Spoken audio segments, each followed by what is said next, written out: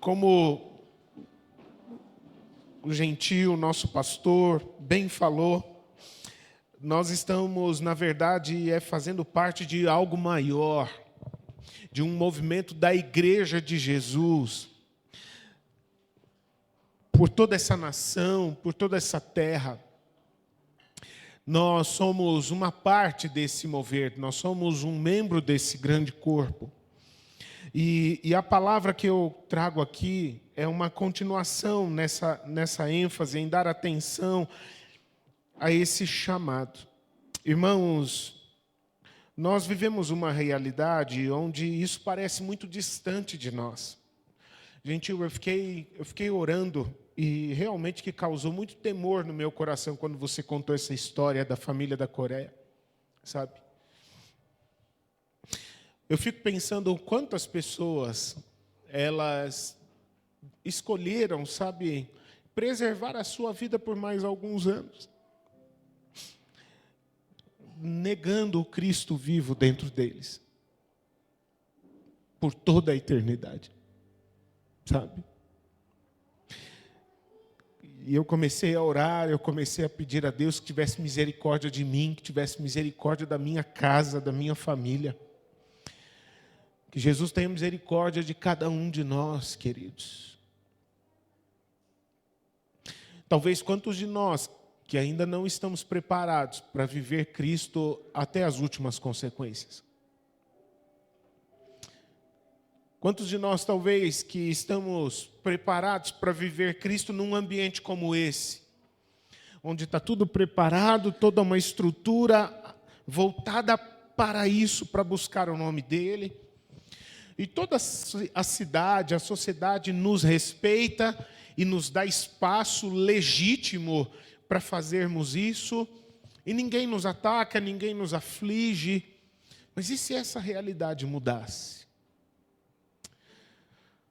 Irmãos, eu gostaria de convidar você a meditar um pouco sobre isso na palavra de Deus. O que pode acontecer por causa do nome de Jesus, na minha vida, na sua vida, nessa terra? E tem uma passagem na palavra de Deus, Mateus capítulo 5. Eu gostaria de ler uns poucos versículos, o 10, o 11 e o 12. Essa passagem, na verdade, é um trechinho de uma ministração de Jesus, de uma mensagem de Jesus, que ficou conhecida como o Sermão da Montanha. E esses versos fazem parte da introdução dessa mensagem. E Jesus, então, ali falou assim: bem-aventurados os perseguidos por causa da justiça, porque deles é o reino dos céus. Bem-aventurados são vocês, quando por minha causa, ou por causa do meu nome, em algumas Bíblias é dito, os insultarem, os perseguirem, e mentindo disserem todo o mal contra vocês. Olha a loucura de Jesus, verso 12. Alegrem-se e exultem, porque é grande a sua recompensa nos céus. Pois assim perseguiram os profetas que viveram antes de vocês. Paizinho querido, que, como foi profetizado aqui já nesta noite, que uma semente seja plantada na terra nesta noite. Uma semente de algo novo, uma semente de algo mais elevado, mas também uma semente de algo mais profundo em raízes, de algo fresco, de algo frutífero, seja plantado nesta noite, no coração de cada um de nós, em nome de Jesus.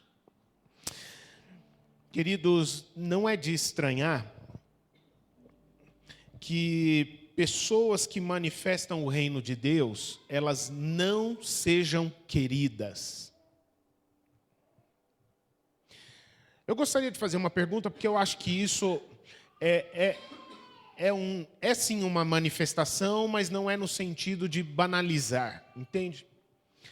Quantos aqui, quando se converteram, ou quando afirmaram, confessaram serem cristãos em algum lugar, sofreram algum tipo de piada, algum tipo de rejeição, ou na família, ou no meio dos colegas, enfim. Quantos aqui? Levante sua mão, por favor. Um bom número de pessoas. Ok, obrigado. Eu conheço muitas pessoas. Eu já fui alvo disso. Já fizeram piada comigo várias vezes por causa disso.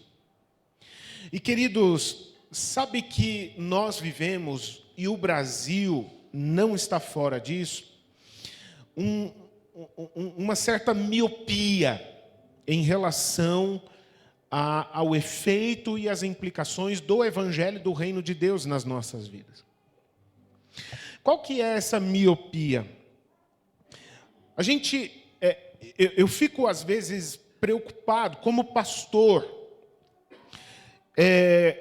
com a quantidade de mensagens que têm sido pregadas por aí afora, dando um viés, levando as pessoas a acreditarem que Jesus veio ao mundo e a Igreja de Deus está na terra e o Evangelho de Jesus está sendo pregado no mundo para fazer as vidas das pessoas serem mais confortáveis, para fazer as vidas das pessoas serem, para fazer com que os sonhos das pessoas se realizem, todos eles. Não foi para isso que Jesus veio. Não é para isso que a Igreja de Jesus está na terra, não é para esse propósito que o Evangelho de Jesus tem sido pregado na terra. Jesus, uma vez, diante dos seus discípulos, disse, olha, não se impressionem, se o mundo me odiou, quanto mais odiará vocês também. Esses dias, na célula, a gente estava falando sobre isso, quando a gente estava na leitura do primeiro capítulo de 2 Tessalonicenses, né? E uma coisa que nós falamos na célula foi isso. A gente normalmente tem a instrução médica da ciência de que o nosso corpo, ele sempre funciona em favor da saúde.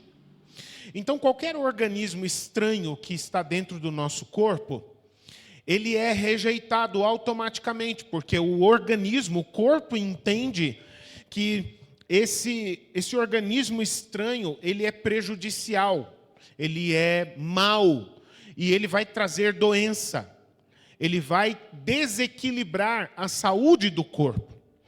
Então, os anticorpos, as defesas do organismo começam a trabalhar no sentido de repelir todos estes organismos estranhos que estão ali, tentando trazer enfermidade e doença ao corpo.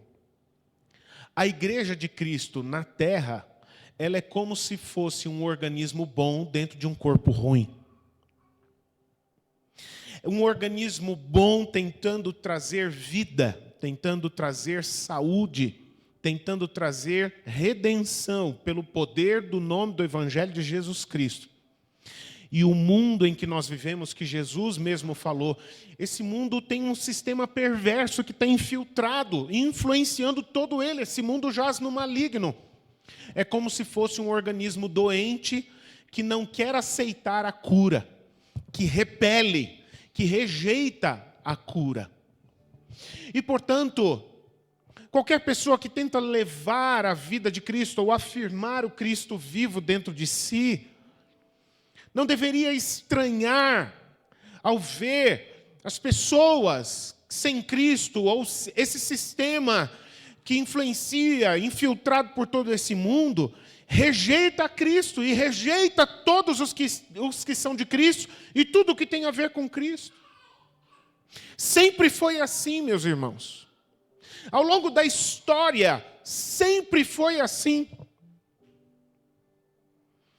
Lá atrás, milhares e milhares de anos atrás, um homem de Deus, chamado Elias, o profeta, ele, por levar a mensagem de Deus, por levar a palavra de Deus à nação de Israel, uma mensagem que chamava o povo a se arrepender e voltar os seus olhos ao Senhor para viver a vontade de Deus.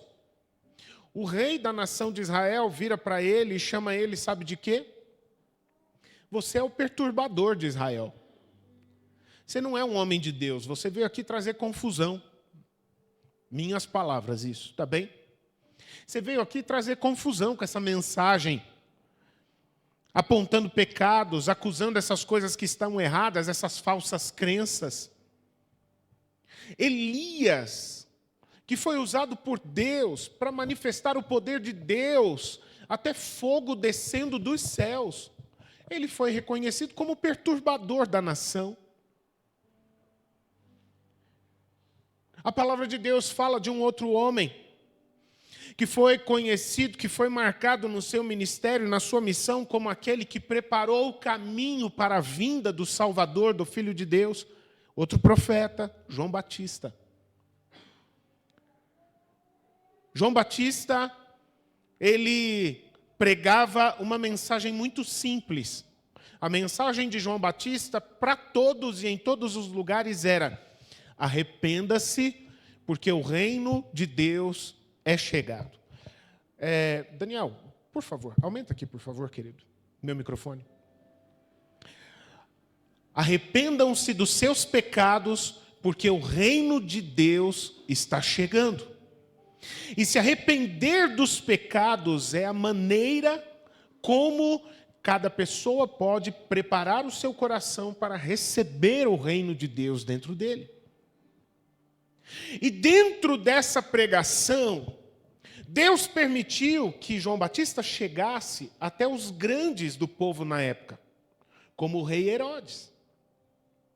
E diante do rei Herodes, João Batista falava: rei, você tem que se arrepender. Pare de trair a sua esposa. Você tem um caso com a tua cunhada, a esposa do teu irmão. Arrependa-se, pare com isso. Sabe qual foi o desfecho da vida de João Batista?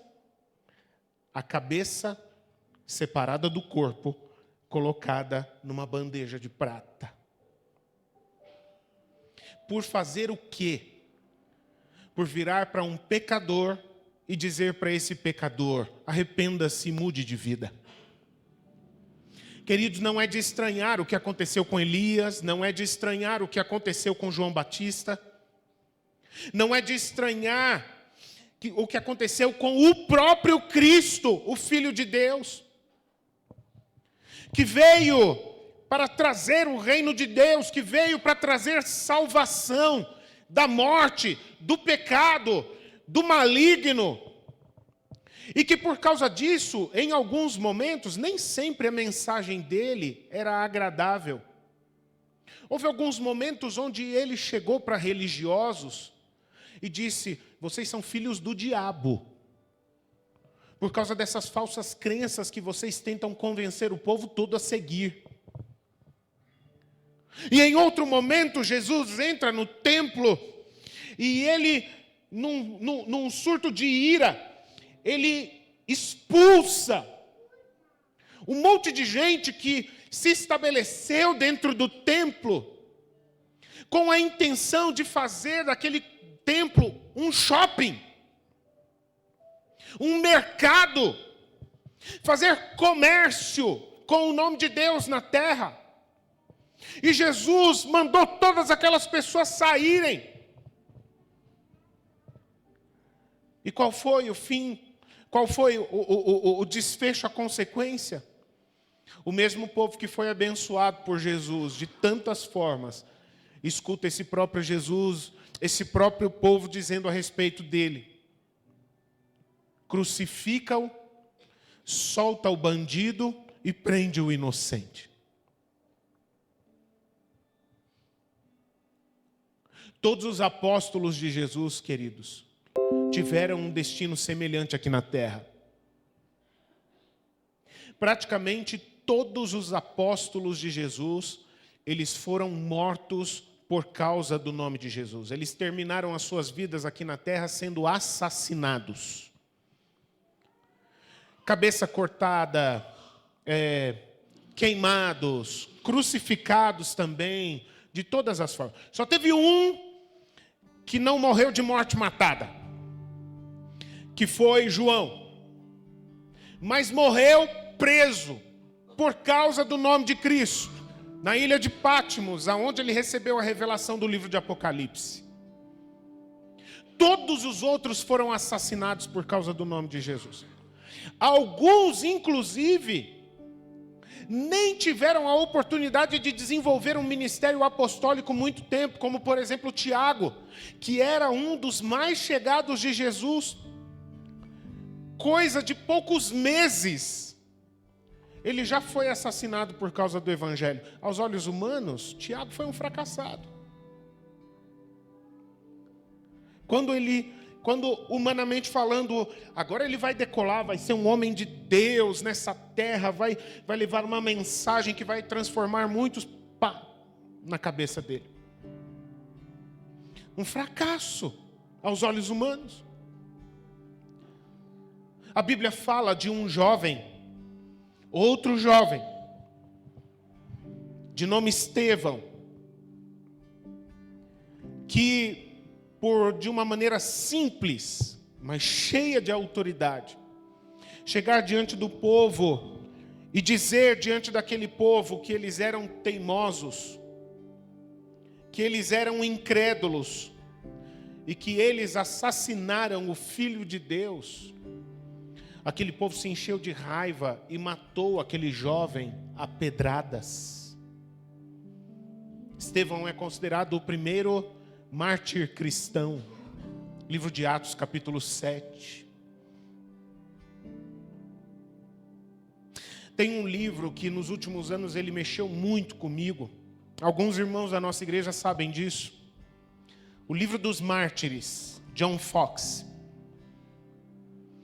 É um livro voltado só para contar histórias. Quase 500 páginas só contando histórias de pessoas que pagaram um alto preço na terra por não negarem a Jesus Cristo. E uma das histórias que mexeu comigo de uma maneira tão forte naquele livro foi de duas irmãs que viveram muitos séculos atrás. E essas duas irmãs, elas estavam noivas. Cada uma estava noiva de um homem. E num contexto onde havia uma perseguição religiosa muito forte ao evangelho, aos cristãos. E aí então essa perseguição chegou até eles. E aí um dos noivos de uma dessas irmãs, ele rapidamente preferiu, para não se envolver, para não se comprometer, não sofrer nada, ele já entregou que a sua noiva e a irmã dela, a sua futura cunhada, eram crentes em Jesus Cristo. Traiu a própria noiva, não quis nem saber, só para livrar o couro dele, a pele dele.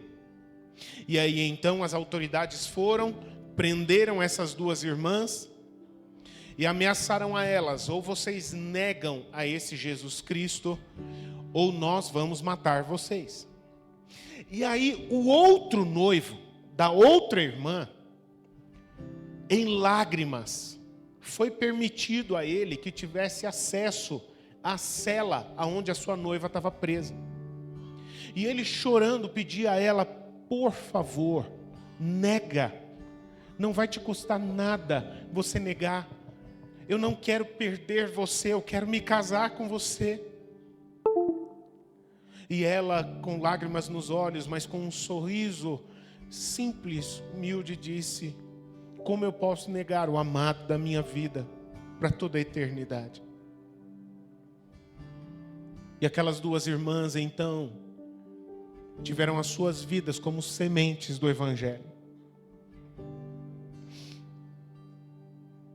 Talvez você já tenha ouvido falar de uma igreja que, inclusive, aqui na nossa cidade, ela é muito forte. Aqui no Paraná, ela é muito atuante, que é a Igreja Evangélica dos Irmãos Menonitas. Você já ouviu falar dessa igreja? Já ouviu falar? Já ouviu? Alguns já ouviram? Não sei se você já ouviu falar da história desse povo, que inclusive tem várias colônias aqui no estado do Paraná, né? Esse povo de origem alemã saiu da Alemanha porque eles foram perseguidos por causa do Evangelho. Foram tomadas as suas propriedades e eles foram ameaçados de serem presos. E como todo bom cristão pacífico, então eles reuniram todas as famílias, que por coincidência eram crentes mesmo, né? Reuniram todas essas famílias e se mudaram, deixaram aquela terra e começaram a viajar pelo mundo, e da Alemanha foram na direção da Ásia e foram se estabelecer durante bastante tempo na Rússia. E na Rússia, eles se estabeleceram e começaram a prosperar ali naquele lugar, e dando um bom testemunho de gente correta, de gente honesta, enfim, mas jamais negando o Evangelho. E aí então o regime da ditadura que se estabeleceu na Rússia e em toda aquela região começou também a perseguir a eles, e começou a ameaçá-los, e começou a oprimi-los, semelhante ao povo hebreu lá na terra do Egito, quando eles eram escravos lá no Egito. E começou a colocar uma carga, um peso sobre eles, e começou a explorar os menonitas, e essa opressão começou a aumentar cada vez mais, e aí começou a virar ameaças. E aí então esse povo percebeu: não dá mais para nós vivermos na Rússia, vamos sair da Rússia e vamos encontrar um outro lugar. E eles continuaram seguindo e atravessaram o Oceano Pacífico e vieram parar aqui no Brasil. E aqui no Brasil eles se estabeleceram, encontraram uma nação pacífica para viver o Evangelho e construírem uma nova vida aqui, começarem tudo de novo. Você já parou para pensar nisso, queridos? Alguém chegar, talvez você tenha ali o seu trabalho, você tenha a casa que você comprou com muito esforço, seus filhos estudando na escola do bairro e tudo mais, e falarem para você: se você não negar a Jesus Cristo na sua vida, nós vamos tirar o teu trabalho, seus filhos não vão poder estudar na escola, nós vamos tomar a sua casa, você não vai poder vender a casa, nós vamos tomar ela de você. O que nós faríamos se estivéssemos nesse lugar? Eu me lembro que o meu pai, ele teve a oportunidade de fazer parte na década de 80, de um projeto missionário. E ele fez parte dessa equipe missionária em 2 países aqui da América do Sul, no Equador e no Peru. Em Lima, no entorno, né? No eixo ali entre as cidades de Quito e de Lima. E em algumas comunidades no interior dessas nações. E lá nesses países ele disse que ele teve a oportunidade de visitar um museu. Um museu que memorava a época do regime que perseguia os cristãos. E o que tinha nesse museu? O que tinha lá era todo tipo de equipamento de tortura. Todo tipo. Serras gigantescas. Um instrumento de tortura terrível, que é muito antigo, chamado cavalete. Não sei se você já ouviu falar. E vários outros instrumentos de tortura. Tudo com a intenção de acabar, de extinguir, de extirpar o nome de Jesus Cristo naquele lugar. E quantos cristãos preferiram pagar com a sua vida, tendo um prejuízo passageiro nessa terra, para permanecerem com Cristo por toda a eternidade. Queridos, quantos cristãos de vários países fechados, como a Coreia do Norte,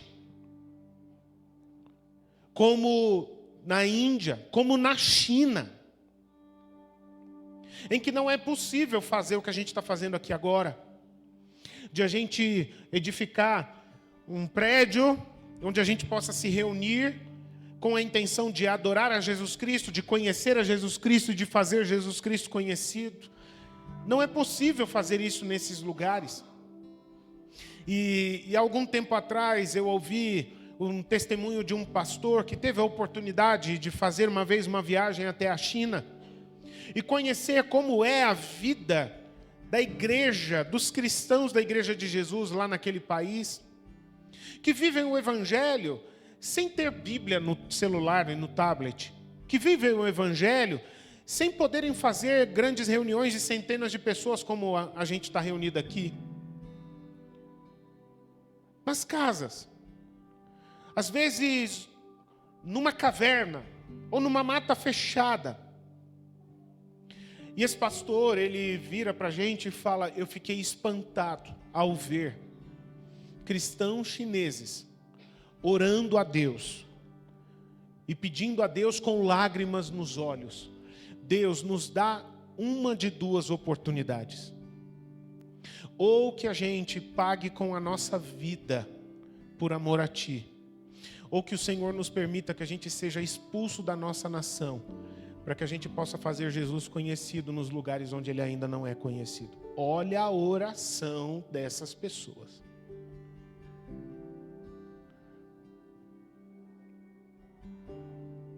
Senhor, nos dá uma dessas duas coisas.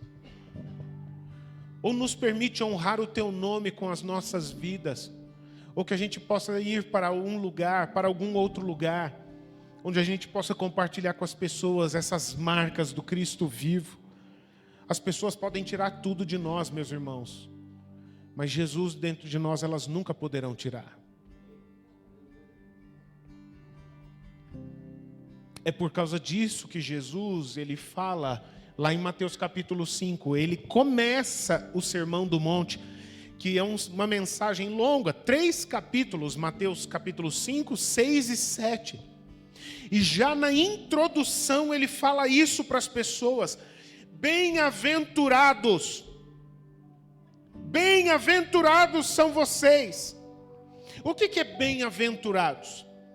Bem-aventurados é dizer assim: eu quero dizer para vocês qual é o tipo de pessoa que é verdadeiramente feliz. A verdadeira felicidade, aonde que ela está? Em que tipo de vida que se encontra a verdadeira felicidade? Sabe quem são as pessoas que são felizes? Ou seja, considera as pessoas que podem se considerar de verdade bem-aventuradas. Isso é uma coisa muito polêmica hoje em dia. Perguntar para as pessoas: você é feliz? Eu já vi uma vez um vídeo falando sobre isso, como se fosse uma entrevista, uma pesquisa. E é muito interessante as caras mais diferentes, as reações mais estranhas que as pessoas fazem quando perguntam para elas: você é feliz? A maioria das pessoas se sente constrangida ou tem dificuldade de expressar com certeza, com convicção: eu sou feliz e sou feliz por causa disso. E Jesus está falando aqui: considere-se feliz. Independente das circunstâncias, considere-se feliz. Mas feliz por causa de quais fatos? Olha a loucura do Evangelho, queridos. Felizes por causa de quais fatos? Ele diz aqui: felizes se vocês forem perseguidos. Felizes vocês podem se considerar se vocês forem insultados. Considerem-se felizes se mentirem a respeito de você. Considere-se feliz se as pessoas se incomodam a tal ponto com o Cristo vivo dentro de você, que elas queiram queimar o teu filme, falar mal de você, queimar o teu nome diante dos outros, só para tentar te afastar. Considere-se feliz se esse tipo de coisa acontecer com você. Não entre em crise. Não fique questionando: o que eu fiz de errado para merecer isso? Talvez você está vivendo isso, é porque está tudo certo com você. Semelhante ao que a palavra de Deus vai dizer lá em Romanos capítulo 12. Não se conformem com os padrões deste mundo, mas sejam transformados para vocês viverem a vontade de Deus neste mundo, nessa terra.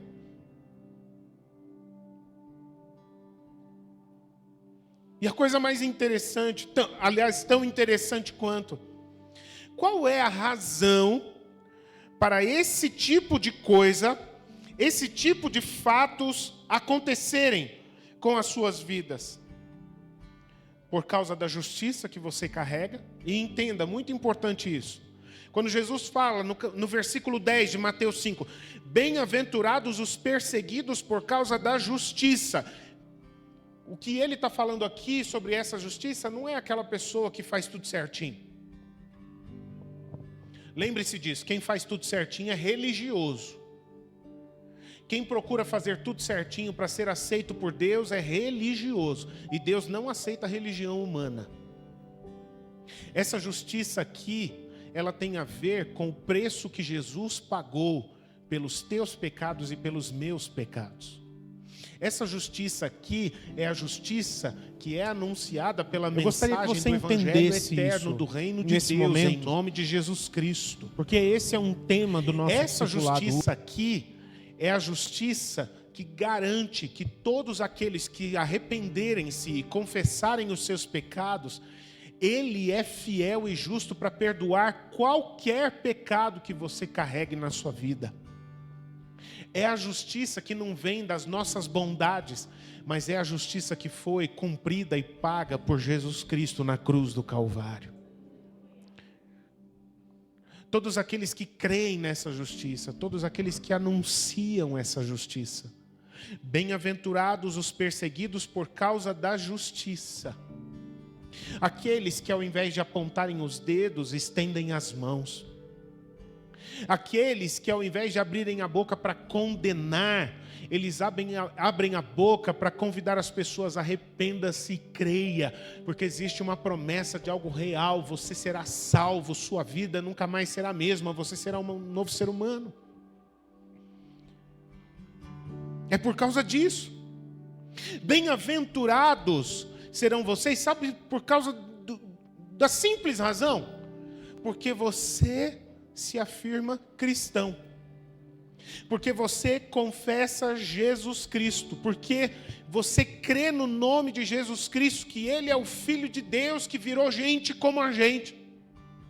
Pelo simples fato de você carregar o meu nome no seu coração, pelo simples fato de você às vezes chegar para alguma pessoa que está passando por um momento difícil, algo crítico, talvez uma crise interna, uma crise de vida, uma crise de sentido, e dizer para essa pessoa, sabe o que você precisa? E a pessoa ficar interessada, o que eu preciso? Me diga, qual é a minha solução? A solução para a minha vida? E dizer, você precisa de Jesus dentro de você. E por causa disso sofrer rejeição, sofrer perseguição, ser alvo de calúnias, de mentiras. Mas sabe por quê?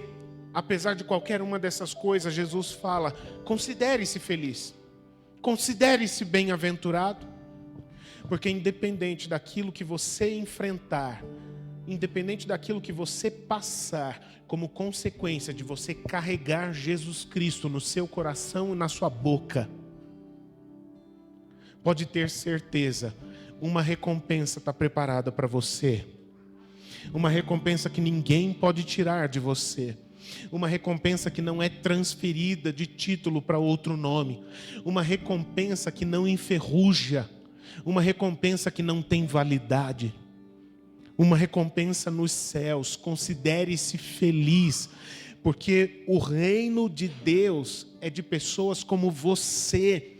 Considere-se feliz, porque o nome de Cristo é a tua marca de identidade. Considere-se feliz. Se alegre, se alguém perguntar se você é feliz, independente se você estiver enfrentando as lutas mais difíceis, independente se você tiver pessoas que não gostam de você, porque você é de Cristo, alegre-se, exulte, celebre, porque será grande a tua recompensa que já está guardada, que está colocada no teu nome nos céus.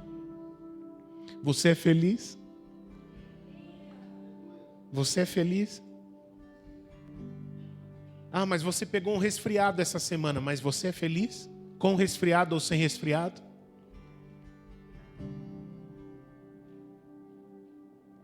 Ah, pastor, eu perdi o emprego, mas você é feliz? Com emprego ou sem emprego?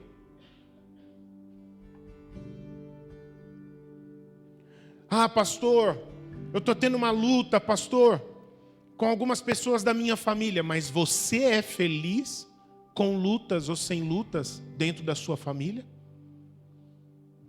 Porque a verdadeira felicidade, ela não depende das circunstâncias, do momento. Momento de vida, gente, muda.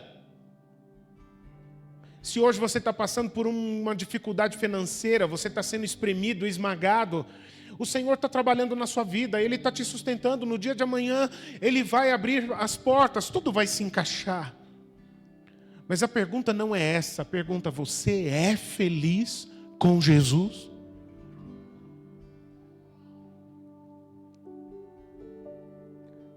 Eu gosto muito da mensagem de um livro da Bíblia, que são dois livros, na verdade, que são as cartas do apóstolo Pedro, lá no finalzinho da Bíblia. 1 e 2 Pedro, para mim, tem um nível de maturidade espiritual e pastoral que me encantam. Eu amo esses dois livros da Bíblia. E o Espírito Santo, ele fala ali em 1 de Pedro, capítulo 4, os versículos 13 e 14, o seguinte: pelo contrário, alegrem-se na medida em que vocês são coparticipantes dos sofrimentos de Cristo, para que também na revelação da sua glória vocês se alegrem, exultando, comemorando. Se são insultados por causa do nome de Cristo, olha o nome aí. Se vocês são insultados por causa do nome de Cristo, vocês são bem-aventurados, felizes, porque o Espírito da glória, que é o Espírito de Deus, repousa sobre vocês. Olha só o que ele fala. Os verdadeiros cristãos, aqueles que têm o Espírito da glória, o Espírito de Deus dentro de si, eles estão preparados para sofrerem insultos, perseguições e ataques por causa de Cristo. Porque eles entendem, os verdadeiros filhos e filhas de Deus entendem, que assim como Cristo sofreu, nós também temos um sofrimento. É importante dizer, não é o mesmo sofrimento de Cristo. Ah, mas que história é essa, pastor? Então, por ser cristão, eu tenho que morrer na cruz assim como Jesus morreu? Eu tenho que sofrer os açoites, as chibatadas, ser julgado como Jesus foi julgado? Não, não é isso. Isso Jesus fez. E Ele já fez, é o suficiente. Ninguém mais precisa fazer aquilo. Mas carregar os sofrimentos de Cristo é o sofrer por causa do nome de Cristo. É entender que ser igreja de Jesus na terra é ser um organismo bom dentro de um corpo enfermo. Um corpo doente que não quer ser curado e que rejeita a cura, rejeita a saúde, rejeita a bênção. E ele mais uma vez vai dizer: alegrem-se, comemorem, porque se você está sendo rejeitado, perseguido por causa do nome de Jesus na sua vida, é porque tem algo de Jesus dentro de você que está fazendo a diferença em todos os lugares onde você frequenta. Eu já contei para algumas pessoas uma experiência. Eu já perguntei aqui para vocês quantos de vocês já sofreram algum tipo de retaliação ou reação negativa por serem de Jesus Cristo. E uma das experiências que eu já vivi que mais me marcou, eu já fui alvo de muita piada, eu já fui alvo de muita palavra de descrédito, sabe, de repulsa, enfim. Mas uma das experiências que mais me marcou, e eu já contei para alguns irmãos aqui, como eu falei, foi num dos empregos que eu já tive, antes de me dedicar ao ministério. E naquele emprego eu fazia parte de um escritório de coordenação regional. Era um escritório e eu fazia parte de uma equipe, éramos em 5. E tinha o nosso chefe que era o responsável por uma região muito grande de setores, com vários setores. E nós tínhamos vários telefones ali que ficavam tocando o dia inteiro. Talvez você já tenha tido a experiência de você atender o telefone da tua casa e atender como se você estivesse falando na tua empresa. Eu já fiz isso várias vezes, de tanto que aquela mensagem decorada. E uma vez, uma pessoa que era superior ao meu chefe, um gerente, ligou no escritório e eu atendi e ele queria falar com o meu chefe. Estava no começo do dia, só eu tinha chegado naquele momento e o meu chefe estava ali.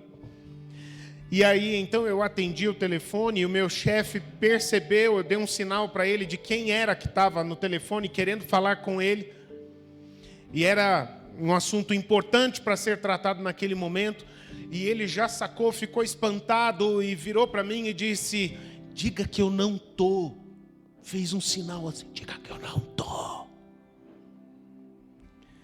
E aí eu pedi licença no telefone, falei, só um minutinho. E eu virei para ele e falei, eu não vou mentir, só para livrar a tua cara. Me desculpe. Eu posso me esforçar para te ajudar no que for necessário, mas eu não vou contar uma mentira só para te aliviar. Aí depois o assunto se resolveu, só para encurtar a história, mas ele ficou furioso comigo. E ele me ameaçou de me mandar embora por causa daquilo. E eu disse para ele, você pode me mandar embora, mas eu nunca vou usar mentira para eu tentar me livrar de um problema que for causado, que for colocado nas minhas mãos para resolver, ou qualquer outra coisa semelhante. Não me ponha para falsificar documento, para assinar o que não deveria ser assinado. Não me coloque para falar mentira, dizendo que você não está quando você está. E depois eu até disse, eu vou avisar ele então, e enfim, que para ele te procurar e tudo mais. E aí expliquei todas as coisas que precisava passar e tudo mais. E aí então, passou o tempo e, queridos, aquelas ameaças se tornaram numa relação de grande confiança no meu ambiente de trabalho.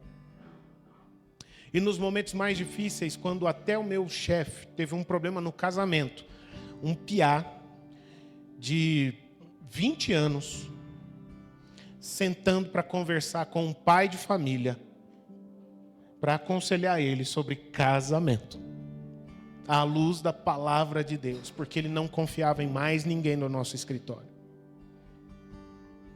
Nesse caso, queridos, eu tive a alegria de ver toda vergonha, toda desonra ser revertida em honra, em bem. Mas eu não me iludo e sei que nem sempre vai ser assim. E provavelmente você seja uma pessoa que talvez teve uma situação contrária, que pagou um preço caro por não ter negado o nome de Jesus Cristo. E nós devemos entender, nós vivemos num mundo onde seguir Cristo, viver Cristo, é ser um organismo de vida saudável no meio de um organismo enfermo, de um corpo enfermo e que não quer ser curado, muitas vezes. Eu gostaria de usar mais um vídeo. Aqui, eu vou pedir ajuda dos meninos lá atrás. É uma entrevista, é um podcast. E eu acho de uma importância tão grande a mensagem desse vídeo. O que é falado é de uma missionária da Jocum, a Ariadna de Oliveira, que ela fez parte de uma entrevista e um trecho desse podcast fala exatamente sobre essa realidade de ser perseguido por causa do Evangelho. E eu acho que o testemunho que ela conta é de grande importância para você e eu entendermos o que o Senhor Jesus está querendo falar para cada um de nós nessa noite. Tá bem? Pode soltar, por favor. O que o envolvimento sofredor faz em uma pessoa, né? O que mudou em vocês? Eu vou separar os dois pontos. Então, o envolvimento com a igreja sofredora traz para nós a visão de um cristianismo límpido, não negociado, e de uma marca de entrega que, eu vou dizer de mim, como cristão ocidental, eu desconhecia. Então, por exemplo, nós estávamos num país da Ásia, tínhamos uma equipe ali, e nós nos reunimos no hotel, num lugar muito discreto, era um país de restrição, e naquela noite nós iríamos conhecer um homem de 93 anos de idade, 26 desses 93 passados numa prisão por amor a Jesus. Foi nos dito que provavelmente esse irmão não conseguiria falar conosco pelo nível de tortura que ele recebera nessa região da fala. Garganta, língua, esôfago, cada vez que ele era convidado a abandonar a sua fé e ele se posicionava, né? Então, eu costumo dizer, Douglas, que quando ele vem com a sua esposa, 93 anos, era um homem fisicamente comprometido, né? Mas eu costumo dizer que quando ele entrou na sala, Cristo entrou com ele. E nós fomos encharcados pela presença do Cristo. Ele não precisava falar nada. Nada. Mas ele se colocou de pé e por quase 2 horas ele compartilhou conosco esse evangelho espetacular, sem citar suas prisões, sem citar suas perseguições, sem citar as suas torturas. Ele colocou Jesus no centro. Sabe, aquele cristocentrismo ali que a gente estava tocando no Cristo que ele estava falando, né? Então foi um momento assim, foi um momento muito marcante. Ele dividiu a minha visão de cristianismo, né? E no ano seguinte, quando nós voltamos, Jesus já tinha levado o nosso irmão para casa. E aí nós nos encontramos com a viúva. E a viúva dele, então, veio relatando que quando ele fez 20 anos de prisão, dos 26 anos consecutivos, uma cova de 1 metro por 1 metro foi aberta, longe da luz solar. E por causa da forma que esse irmão pronunciava o seu amor por Jesus, ele levou um tipo de correção, sendo colocado de joelhos nessa cova e sendo mantido naquela mesma posição por 6 meses. Então, as fezes eram retiradas quando se tornava insuportável e, de forma recorrente, ele recebia água, alimento e a oportunidade de ser livre desde que ele retrocedesse no que ele proclamava, né? Então, foi mantido 6 meses ali. E quando ele foi retirado da cova, ele havia desaprendido a andar. Os membros inferiores tinham sofrido, né, com aquela posição contínua. E o filho, que ele não via há 20 anos, recebeu autorização para ver o pai, como uma forma também de fazer com que a igreja que perseverava desse um passo para trás. Então, o filho veria a condição do pai, voltaria para a igreja e diria, gente, não vale a pena. Não vale a pena. Né? Só que o menino tinha 6 anos quando o pai fora preso. Agora era um homem de 26. Quando ele chega, a viúva nos conta que a situação financeira deles era tão precária que o menino teve que se vestir com roupas da mãe para ir encontrar o pai. Então, quando ele chega, é essa a cena que ele encontra. O pai está ali em terra, pigmentação da pele comprometida por ausência da luz solar, né? E aí, no ímpeto, o menino cai do lado dele e fala, pai, nega. Depois o senhor conserta com Jesus. Num primeiro momento, o pai não vai reconhecer que se trata do filho, são 20 anos de distância. Quando ele entende ser o filho, ela nos narra que ele ergue a cabeça e responde ao conselho do filho assim, ó, sim, eu amo a mensagem da cruz. Até morrer, eu a vou proclamar. Levarei eu também minha cruz, até por uma coroa trocar. Esse homem não estava gritando o refrão de um hino conhecido, mas ele estava expressando a paixão, a obediência, a submissão ao Cristo, né? Essa declaração lhe custou mais 6 anos de prisão. Então, lidando com os irmãos da igreja sofredora, eu conheci, Douglas, um tipo de cristianismo que lá em casa a gente brinca, que traz oxigênio puro para nós. E isso marcou muito a nossa forma de andar. Então, de forma recorrente, meu amor e eu temos sempre aquele cuidado de estarmos envolvidos com esse tipo de cristianismo para modelar o nosso, né? Porque são pessoas completamente anônimas, ninguém os está aplaudindo, eles não estão debaixo de holofotes, mas eles estão construindo uma história que eu não consigo construir com o cristianismo que eu tenho hoje, entende? Então, a igreja sofredora, ela trouxe um prumo para o nosso modus viventes, como cristãos.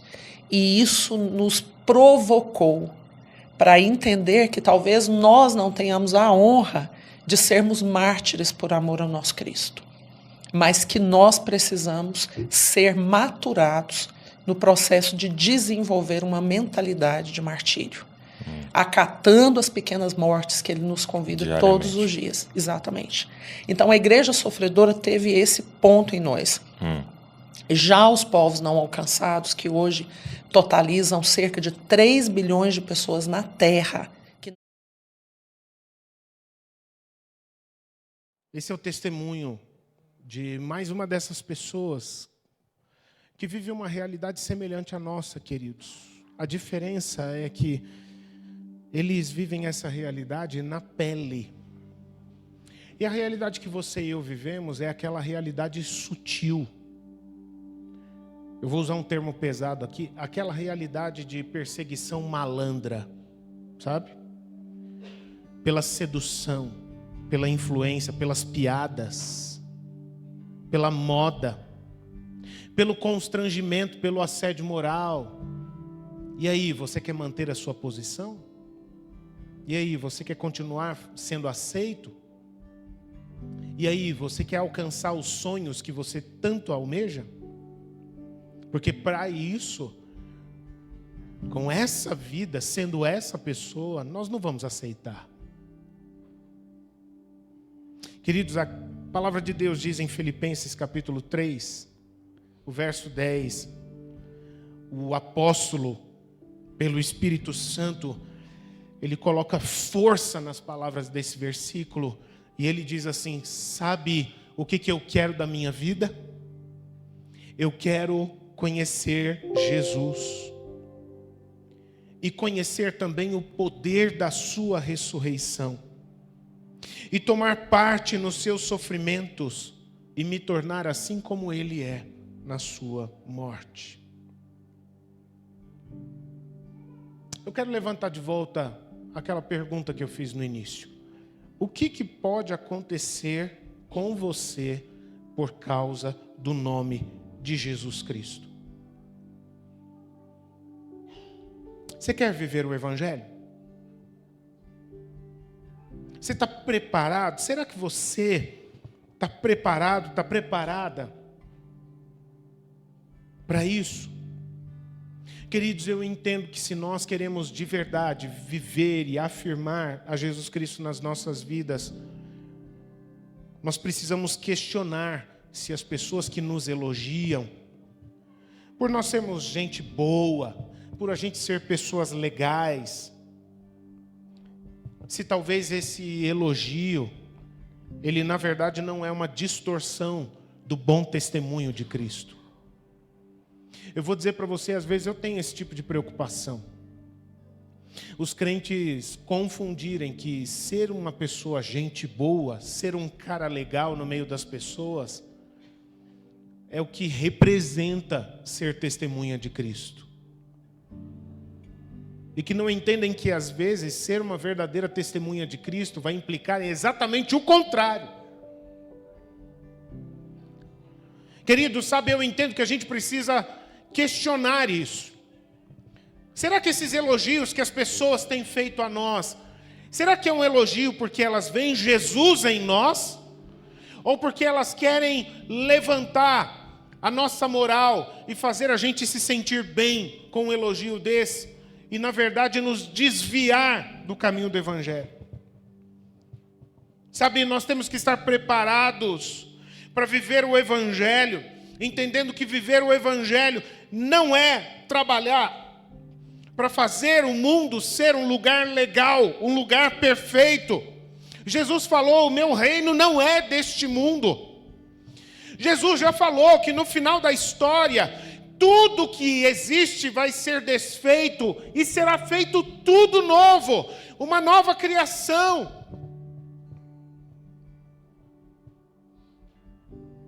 Viver o Evangelho, queridos, é viver para levar o reino de Deus na terra. E até por causa disso que Jesus nos ensinou a orar, não é verdade? Na oração do Pai Nosso, venha a nós o teu reino. Esse é o reino que nos importa. E às vezes a gente está querendo que a política venha a nos trazer a felicidade, que a economia venha nos trazer felicidade, e que outras estruturas, não estou negando que cada uma dessas estruturas, governamentais ou não, tem a sua importância, tem o seu lugar, tem sim, são importantes sim, mas não podem trazer a verdadeira felicidade, não tem poder para salvar o ser humano. Não tem nada a ver com o evangelho eterno do reino de Deus.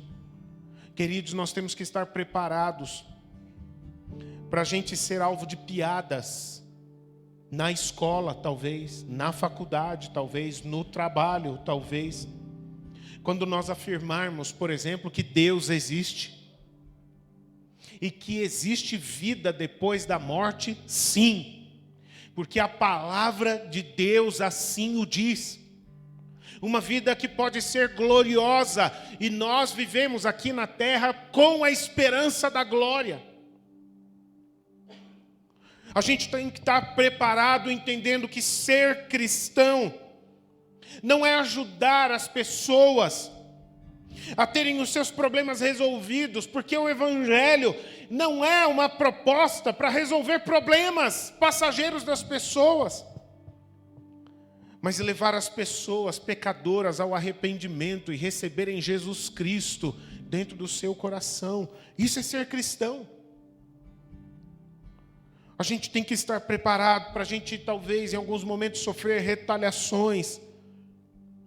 Caso a gente poste uma mensagem no status, ou no story, ou no feed das nossas mídias sociais, seja lá onde for, a gente poste uma mensagem da Bíblia, dizendo que existe pecado, que pecado é real, e que a gente deve ter horror ao pecado.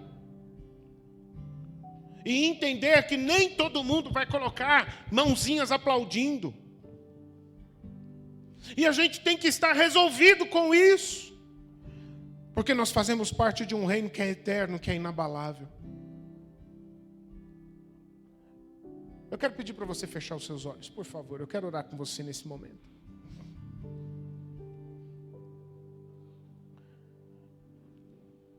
Eu gostaria de fazer uma pergunta muito simples. Talvez você tenha vindo para esse culto com uma expectativa e você talvez esteja sendo surpreendido com o que Deus preparou para mim e para você aqui nessa noite, para a glória do nome dEle. Mas eu gostaria de fazer uma pergunta. Eu pedi para você fechar os seus olhos para você orar. Você crê que Deus tem um propósito? Você crê, meu irmão e minha irmã, que Deus, Ele tem um propósito na sua vida? Você que vive no Brasil, você que é uma pessoa que vive no século 21, você crê que o propósito de Deus é para a sua vida hoje, aqui no Brasil, no lugar onde você trabalha, no lugar onde você mora, para este tempo? Então, querido, se você acredita nisso, se você tem fé nisso, se você tem convicção disso, comece a se alegrar. Comece a agradecer. Assim como Jesus disse, exulte, regozije-se, celebre, porque grande é a tua recompensa nos céus. Comece a agradecer, porque Ele tem um propósito na sua vida. Comece a orar dizendo: Deus, Eu não quero ficar fora desse propósito. Eu não quero estar num lugar diferente, estranho ao teu propósito. E assim como o salmista disse e orou, vê se há em mim algum caminho mau, vê se a minha vida está em desarranjo com a tua vida, com o teu reino, com o teu evangelho. E me molda com o padrão de Cristo. E me guia pelos teus caminhos eternos. Passa nos meus olhos, ó Espírito Santo de Deus, o teu colírio divino, que limpa os meus olhos da cegueira, que tira as escamas dos meus olhos, que me atrapalham, que me impedem de ver o evangelho do teu reino nessa terra como ele verdadeiramente é. Limpa os meus olhos e me faz ter uma visão real do que significa carregar o nome de Cristo na minha vida, ter um propósito na minha vida, ter a esperança da glória, ter a alegria de ser feito filho de Deus, filha de Deus. Querido, querida, que tipo de cristão você busca ser? Para que você tem seguido a Cristo? O que você tem esperado por confessar e amar o nome de Jesus Cristo? Será que são as bênçãos que as mãos dele podem dar? Ou é o propósito eterno que ele pode tornar sobre a sua vida?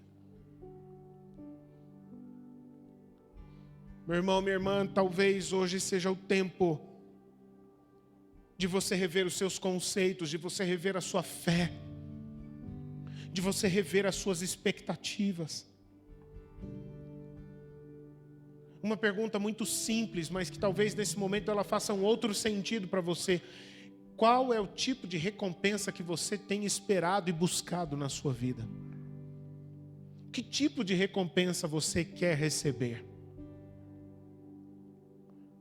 As recompensas dos aplausos? As recompensas das bênçãos? As recompensas dos problemas resolvidos? As recompensas de uma vida confortável? E olha, entenda bem, eu não estou falando nada contra isso. Não é pecado nada dessas coisas. Ou o seu coração está colocado naquilo que dura para sempre? Naquilo que o Senhor tem preparado para você, para a eternidade, algo que venha diretamente das mãos dEle e que você nunca vai perder para toda a eternidade. Meu querido, minha querida, eu quero orar com você nesse momento, mas dizer a você: viva em nome de Jesus, com os pés e as mãos nesta terra, mas com o coração e os olhos no reino eterno dos céus. É o último apelo que eu quero fazer a você nessa noite. Que os teus pés e as tuas mãos estejam firmes nesta terra, caminhando a passos largos, mas não se esqueça, se você carrega Cristo, se você tem a fé e a esperança da glória, que o teu coração e que os teus olhos estejam fitados nos céus, porque aqui você é peregrino e é para lá que você vai. Pai querido, Pai santo, eu quero te agradecer, ó Deus, porque o Senhor está preparando uma igreja maranata, uma igreja que está preparada para viver neste mundo, preparando o ambiente para a volta do Senhor Jesus Cristo. Obrigado, Pai, porque para esse tempo nós estamos recebendo uma palavra que nos prepara para tudo o que der e vier pela frente, e nós permanecermos de pé na presença do Senhor, porque é o Senhor que nos sustenta, porque é o Senhor que está conosco, e se o Senhor, o nosso bom pastor, estiver conosco, nada nos faltará. Pai, eu quero te agradecer, meu Deus, Porque o Senhor, ó Deus, tem nos despertado e aberto os nossos olhos para perceber que o mundo que nós estamos vivendo, por mais sedutoras que sejam as propagandas, por mais sedutoras que sejam as mensagens que a gente vê na internet, por maior que seja o encantamento dos comerciais, por maior que seja as aparências que transmitem aqueles que estão no topo do mundo, que têm tudo do bom e do melhor deste mundo, mas felicidade verdadeira só Jesus Cristo pode dar. E o reino que Ele nos promete é um reino que é eterno, que não tem nada a ver com o que é oferecido para nós nesse mundo. E nós estamos sendo preparados, ó Pai, nesse tempo, ó Deus, para a gente não ser engolido por essas seduções, como aquele noivo que chegou para aquela moça, para aquela noiva e disse: nega, depois a gente dá um jeito, vai ficar tudo bem depois. Que são palavras dizendo que você não é de Cristo. O que são palavras dizendo que você, na verdade, é um esperto, é uma esperta. Isso não é nada. Depois você dá um jeito. Mas percebemos que é das nossas palavras que saem aquilo que nós vamos receber das tuas mãos por toda a eternidade. É daquilo que sai das nossas palavras o que está dentro do nosso coração, Pai. Deus, eu quero profetizar aqui nessa noite salvação nessa casa. Pai, eu quero profetizar nessa noite homens e mulheres de Deus, cheios do Espírito Santo, com um coração ardente em chamas, para perceber que esse mundo tem solução, que esse mundo tem salvação, e ele tem nome, a solução deste mundo, e esse nome é Jesus Cristo, Filho do Deus vivo. E que nós, ó Deus, não vamos mais estranhar, ó Pai, se por carregarmos o nome de Cristo, a gente enfrentar algum tipo de consequências, ó Deus, porque isso faz parte dessa jornada e dessa preparação, ó Deus, como uma igreja que prepara a tua volta, Jesus. Oh, meu irmão, minha irmã, eu gostaria que você ficasse de pé nesse momento, em nome de Jesus. Por favor, em nome de Jesus, fique de pé. Mantenha os seus olhos fechados. Eu gostaria que você levantasse as suas mãos aos céus. Eu quero entregar essa palavra no seu coração. Eu ainda tenho essa palavra para entregar a você. Jesus, assim como Ele veio e hoje Ele está do lado do Pai, um dia Ele prometeu, Ele vai voltar e todo olho o verá. Quem gosta dele e quem não gosta estará diante dele. Quem crê nele e quem não crê, um dia estará diante dele. Quem confiou e o seguiu e quem nem se importava com ele, um dia estará diante dele. E sabe de uma coisa? Sabe que a palavra de Deus diz que existem vários sinais que vão começar a demonstrar o precurso da volta do Senhor Jesus. E creia no seguinte: muitos dos sinais que a Bíblia diz que a volta de Cristo estará se aproximando já tem se cumprido nestes dias, no nosso tempo, na nossa geração.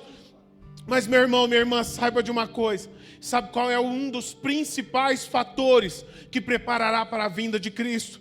É uma igreja que não se conforma com esse mundo, que faz Jesus conhecido a todos os povos da terra. A Bíblia termina com essa mensagem lá no final de Apocalipse: Maranata, volta logo, Senhor Jesus. Ora vem Jesus. E a tua igreja está com as mãos levantadas aos céus, porque no que depender de nós, nós faremos o teu nome conhecido. Se você carrega esse propósito, se isso faz sentido no seu coração, eu quero convidar você a abrir a sua boca e começar a orar nesse sentido. Oh Jesus, eu quero contribuir para que o Senhor volte logo. Oh Senhor Jesus, eu quero fazer parte deste povo que prepara a terra para receber o teu retorno. No que depender de mim, eu não quero me envergonhar, eu não quero negar, eu quero te afirmar com toda a simplicidade e coragem que tiver dentro do meu coração. No que depender de mim, O teu nome será conhecido pelo máximo de pessoas. Porque eu sei que dessa forma eu posso contribuir, eu posso fazer parte desse mover do teu reino na terra, cooperando para que o Senhor volte logo, Jesus. E eu quero te dizer, Maranata, ora vem, Senhor Jesus, volta logo, Senhor Jesus. Nós precisamos disso, nós esperamos isso, nós vamos celebrar esse momento. Nós queremos fazer parte, ver esse momento, não com lamento, mas com alegria, com esperança. Que sejamos a igreja que prepara a tua volta, Jesus. Que prepara o mundo para a tua volta, Jesus. Nós estamos de pé, Senhor Jesus. Nós estamos de pé, Senhor Jesus. Oh, Espírito Santo, derrama sobre esta casa. Derrama sobre esta casa, Jesus. Uma unção de ousadia, uma paixão ardente e inflamada, uma segurança, como se os nossos pés fossem colunas edificadas sobre uma rocha firme, inabalável, em todos os lugares aonde nós estivermos. Que o teu reino vá junto, porque ele está em nós, em nome de Jesus. Oh, Senhor, dá-nos olhos para perceber, discernimento para perceber as seduções, a repressão, as influências, e não nos conformarmos com os padrões deste mundo, não cairmos na armadilha sedutora. Talvez o Brasil, ele venha a sofrer um tipo de repressão em outros níveis, talvez em níveis governamentais, talvez em níveis de influências, ó Pai. Mas, ó Deus, seja lá como for, ó Deus, que aqui exista, Pai. Oh, nós estamos aqui de pé na Tua presença, nossas mãos estão estendidas para Ti, para que a gente não caia em nenhuma dessas seduções, mas que o Cristo vivo seja conhecido com ousadia, com toda firmeza nas vidas de cada um de nós. Pai, nós vamos terminar esse culto nesse tempo assim, Jesus, confessando o Teu nome, confessando o Teu nome, confessando o Teu nome, que Tu és a nossa pedra preciosa, que Tu és o nosso bom pastor, que Tu és o amado, o querido dos nossos corações, que Tu és a rocha da nossa salvação, que Tu és a garantia do propósito de Deus cumprido nas nossas vidas, de que Tu és o Filho de Deus que tira o pecado do mundo, que Tu és a chave e o segredo da verdadeira felicidade, de que tendo a Ti, Jesus, nós temos tudo aquilo que precisamos. Nós Te agradecemos, Jesus, e nós confessamos a nossa fé, Jesus, e que, ó Jesus, cada família aqui representada, cada lar aqui representado, cada um dos meus irmãos e das minhas irmãs, sejam cheios, revestidos de uma unção de poder, de uma unção de coragem, de uma palavra sempre viva nos seus lábios, uma palavra, meu Pai, que venha gerar transformação para aqueles que a ouvirem, meu Deus.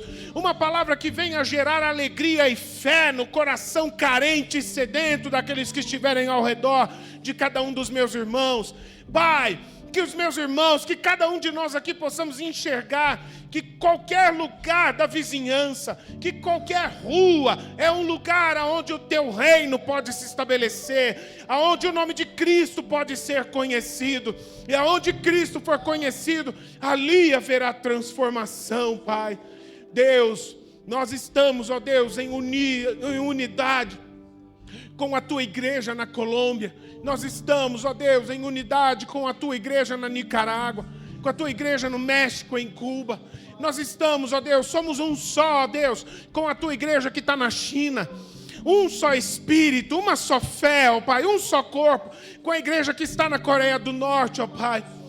Ó Deus, com a igreja que está na Índia, na Tailândia, no Sudão, na Eritreia, ó Deus, espalhada por toda a terra, nos países da Europa, mais frios, mais avessos, mais resistentes, ó Pai.